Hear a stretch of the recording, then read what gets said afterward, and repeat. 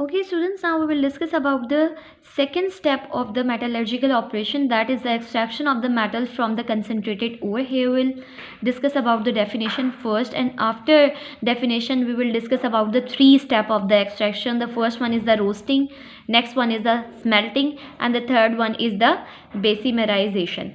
Now let's discuss from the first one, that is the definition of the extraction of the metal. The metal is isolated from the concentrated ore by the chemical reduction or the electrolytic process. This method is known as extraction. Now students, in the process of the extraction we have to isolate the desired metal from the concentrated ore by the chemical reduction or the electrochemical processes. Now just come towards the first step of the extraction, that is the roasting.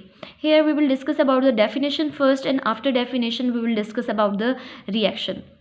Now students, as we are talking about that, during the concentration we will separate the impurities from the copper pyrite. Here we will discuss about the extraction of the copper in your book. So let's start from the definition of the roasting.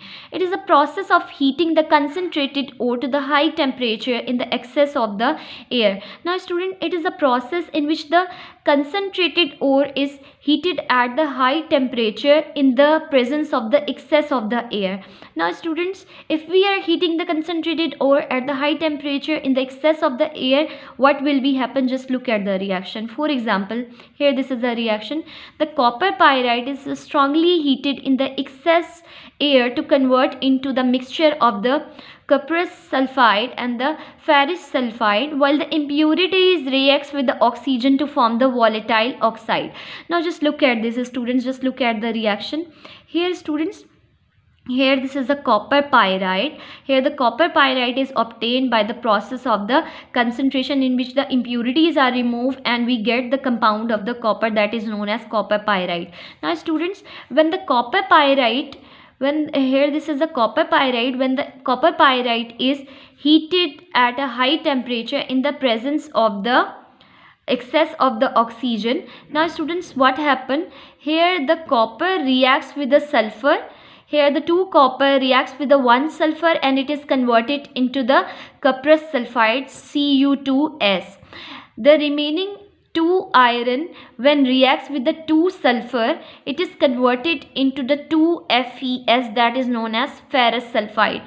Now students, here this is the only one sulfur is remaining. Now that sulfur reacts with the oxygen and it is converted into the sulfur dioxide.